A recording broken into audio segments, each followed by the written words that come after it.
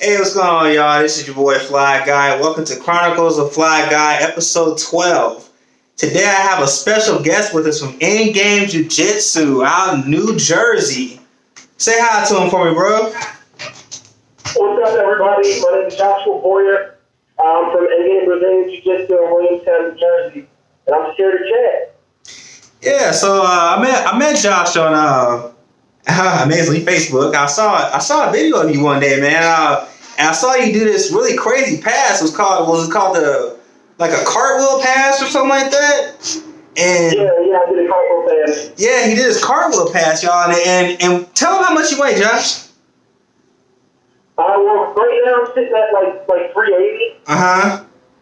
Well, Josh is at 380, and this man did a cartwheel pass. Okay, so think of that. A man of that stature doesn't do a cartwheel pass. I was amazed. So I had to hit this guy. I was like, oh my God, dude, how'd you do that? He's like, man, footwork, football, wrestling. And I was like, I gotta ask this guy some questions, man. Like, how does he do it? So what do you have? What things would you have for an up and coming white belt, as myself or anybody for that matter?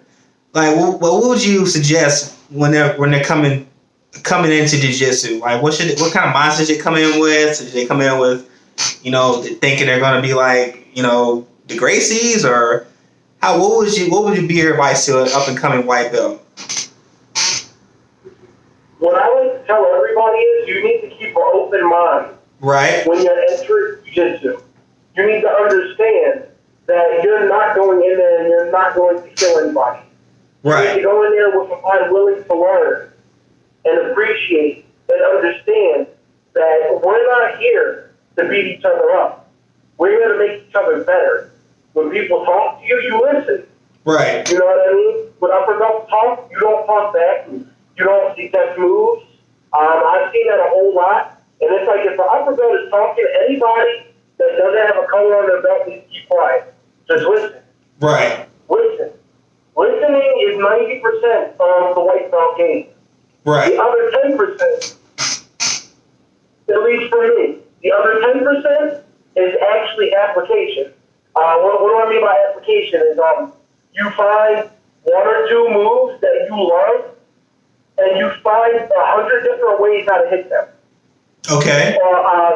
That's for your offense. Defensively, you need to become comfortable in bad positions.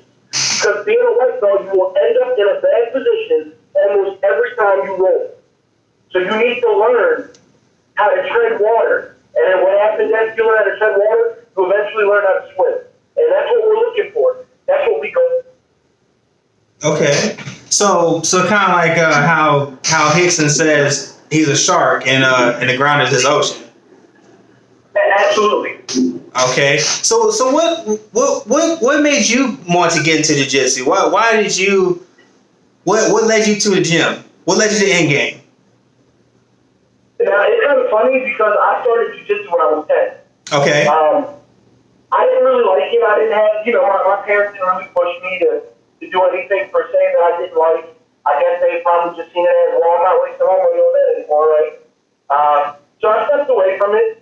But I've always had a hand in martial arts. I did martial arts when I was a little kid, younger than 10. But I really focused on football and wrestling. Right. Specifically football because my mind was set on going to college to play football. Right. Now, I got in tune with wrestling more so than I thought I would, so I turned down all my football scholarships. Really? And I pursued wrestling. Okay. Yeah. I pursued wrestling. And what do you know? The scholarships that I was supposed to get, I got denied them because I lost when it counted the most. I'll put it to you like that. Okay. So I was like, man, this isn't a good feeling. So I got to do something because I'm just used to being part of a brotherhood. I'm used to being part of a team, and that's just who I am by nature. Right. I'm a leader by nature, and if we don't have solid men around us, because iron sharpens iron, we're destined to fail at whatever we do. Men need other men. So with that mindset, I said, let me become part of something bigger than myself. Okay. Let me become part of something bigger than myself. Now, my grandfather and my father were both professional boxers. Okay. So I signed up at LA Boxing around my way, which was formerly known as UFC gym. Right. That was around 2011. Okay. And I was planning to fight. Now, I stepped back into jiu-jitsu, but I didn't have that common respect for it. Not understanding how much I needed it, because I'm like, well, my hands are sharp. I can wrestle. That should be suffice if I'm going to fight in an MMA match. Wrong. 100% wrong. So a few years passed after that.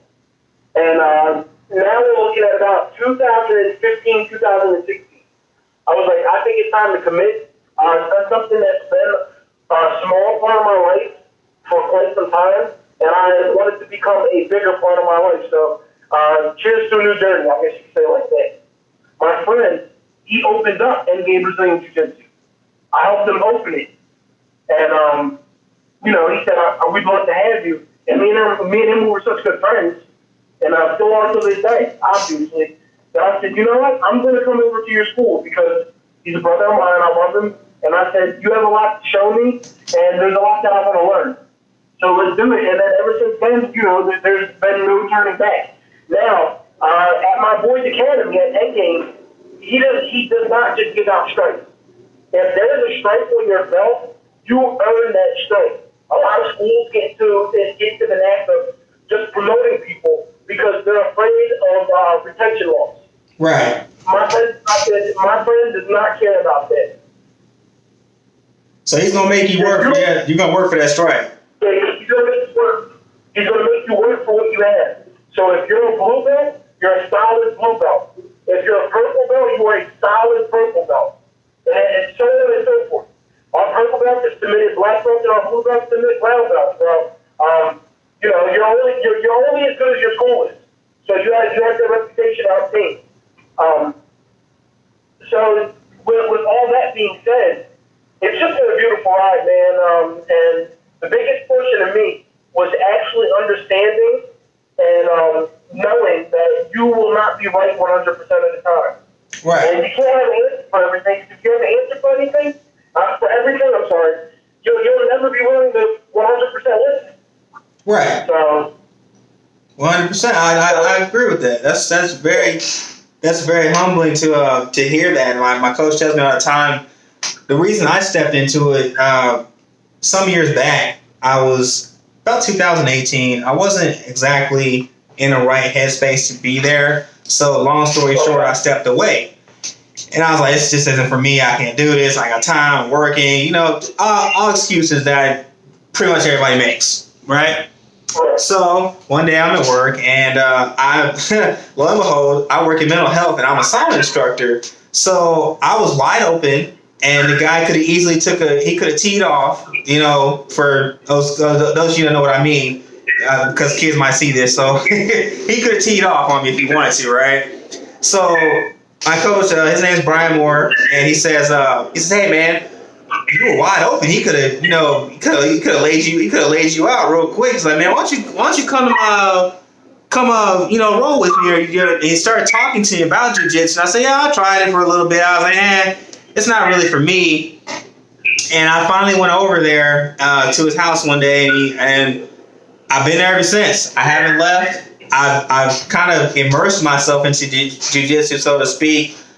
I guess you kind of say I got that itch, that bug, And I started learning about the Gracies. I started watching. I tell everybody I talked to, I told them, I was like, before you do this, have your kid watch a documentary called Choke. You remember the one about Hicks and Gracie? You know what I'm talking about? The documentary Choke by Hicks and Gracie. Oh yeah. I tell everybody to watch that. I tell them, have your kid watch that. I say, because it's you're not gonna be as good as Hicks, and you're not gonna start out like that. But you can evolve into that. Not him per se, but your game's gonna evolve. And I've enjoyed the rider since I've gotten on there. I've gotten three stripes so far. I think the last fight you saw me, I put up on the Girl Squad group. You were saying I did all right. I know a dude didn't whoop me, but I felt like I was But you live and you learn. But yeah, man, I just And so, yeah, so the other thing I was going to talk to you about was I saw a post you put up. How do you feel that jiu-jitsu prepares you in life in general as far as respect is concerned? Because you said, parents, can you please let your kids know that saying what to an adult is rude? Right. So, it's funny, bro. One word to sum up Brazilian Jiu-Jitsu is composure. right. Composure, bro. Once you get comfortable with not being able to breathe and another man just as big as you on top of you wanting to physically cause you harm, there's not too much more that you can get geeked up about. If you can sit through that, you can sit through 99% of whatever it was from you. Right. Fatigue can make a coward out of anybody, and if you can sit through that, you're definitely a specimen. This isn't for everybody. 1% of the population gets their black belt. You understand me? Right. With all that being said, once you learn how to play chess and not checkers, you can see things that you didn't realize that were even there. You'll be able to see things that you never thought that you could see. And it's just all part of the journey. It's not who's the best, it's who's left. I can't remember who told me that, and I said, you know what? That is some of the best stuff I've ever heard in my entire life. That is some of the best stuff that I've heard in my entire life. It's not who's best, it's who's left. And if you have that mental toughness to stick it out, you deserve to be there. You honestly deserve to be there. Okay, yeah, that's true. That is true. I yet to learn to play checkers, or chess. I'm still learning. I'm still learning moves here and there, and yeah, it is chess. It's not checkers. I coach tells me all the time. He's like, calm down. You're training. Don't hurt your partner. Relax. It's not. He's like, you don't have to be. What does he call me? What does he call my hands? He calls my hands soup bones. he's like, use some big soup bone hands you got, because he also does. We also do Muay Thai also. So yeah, he teaches a multitude of things, and I've learned to. I'm like you said, you got another man bigger than you, or just as big or bigger, sitting on you, trying to hurt you. It's not much that words are going to do to me or say, or you could say or do. Where I'm like, okay, I guess. I mean, right. It's not really. This entire ordeal prepares us for whatever life has to throw to us, bro. Whether it be illness, sickness, a job transition, right? Dealing with problems, dealing with friendships, relationships. It prepares you for everything, because if you don't know anything else, you know how to keep your composure. You know what I'm saying? Right. And that in itself is a beautiful thing to be able to do. To not get overworked, to control your breathing. That's 75% of anxiety. Yeah, true. Being able to control. Okay. You have control over you. Right. Only you can control what you do. Right. Right. It takes you a little bit of time to figure out how to play a role. I'm getting to a point now, even when I'm rolling with somebody who's like kind of spastic. It's always white belts, bro. Who's like that? Right. I was like that too. I can slow their tempo down where they can't do nothing, and they have no choice but to work, but to flow. Right. So, how long did it take you to get to your blue belt? So, because I know you said your partner that you helped open End Game with, I take it you were a white belt when you helped him open it? Yeah. So how long did it take you to get to your blue belt? I got my blue belt in 2019. Okay. So you've been a blue belt for a while. So it took me almost 3 years. Reason being is because I didn't have a lot of time to go 5 days a week, 4 days a week. I was making only 1 day a week. And, just as well as skill, you have to put your time in on the mat. Right. You have to. Right. Just as well as skill, there has to be a balance between the two. So it he didn't want to give me my blue belt is that I needed that time on the mat. And he needed to be sure, no matter what academy I go to, they know I'm a solid blue belt. Can't nobody take it off. Right. They can't try to demote you or something like that. Like, you ain't no blue belt. Right. Absolutely. I'm telling you this. You come from a reputable academy. If you ever have to go to a different academy and they make you take your belt off, after you explain your lineage and you confirm that it's legit, don't go to that academy. I'm not taking my belt off for anybody because I worked too damn hard for this belt. Right. And that's just disrespectful to tell somebody to take your belt off when you worked hard for where you gotten to. Right. I would never take my belt off. Never. I'd be like, take it off me. Okay. And that's just me. Everybody's not like that. I'm not laying down. I'm not bowing down to anybody. I'm like, come take this belt off me if you want it off me. Okay. And I've run across that before too. My coach that I'm with, he's told me a story about a particular club out here or a gym that he had gotten his purple out of somebody in Colorado, and it was coming already. And when he went back to the gym that he was going to, then that particular professor was like, "No, you can't wear that here." And he's like, "What do you mean I can't wear it here?" He's like, "It's been a long time coming." And he's like, "Well, no, you can't wear it here." So he's like, "All right, well, I'm going back to where I came from because I worked too hard for this to not get it." So I just see sometimes it's a lot of politics I see that play into it too. And it is a lot of work that you put into getting that particular belt. And when you do get that belt, you know, I'm gonna listen to you when you're trying to tell me something, you know, hey, like maybe you should try this or do that or, you know, whatever. I'm gonna listen because I don't have that knowledge.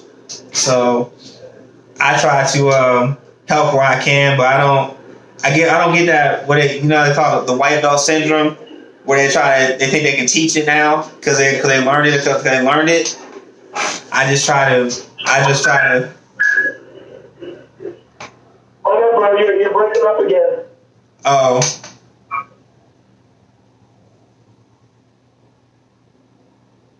Hello? I'm here. Can you hear me now? Oh, yeah, I can hear you now. Oh, okay. I was just saying I try to get that the white belt syndrome and try to be a teacher, and I do more listening than anything. I'll help, but I don't try to teach. And you know what it is? I don't think that people do it on purpose. Right. I think that a lot of times when you're a white belt and you try to tell another white belt information when your coach is demonstrating, is because you're trying to go over it in your brain as well. Right. You're trying to remember. So you get overly excited because you halfway kind of understand the move, and then you're like, you know, by the time you're done explaining, your coach is looking at you like, are you done so I can finish teaching? Right. Yeah, and that's we've all been to that point, bro. And I think I fucked up a few times, but you're not the coach. Keep your mouth closed. Yeah, I had to remember, like, and my coach tell me, like, hey, we're just training, and I'm like, so even today, at practice, I said, I was like, what's the percentage I'm going? Because I forget that I'm with somebody new, and Right. I forget I'm with somebody new. We have a new white belt just came in. He's 48, so he's still kind of moving around, but he comes from a kickboxing background. So I forget sometimes that I have to kind of slow it down. And he's like, well, remember where you were at when you started?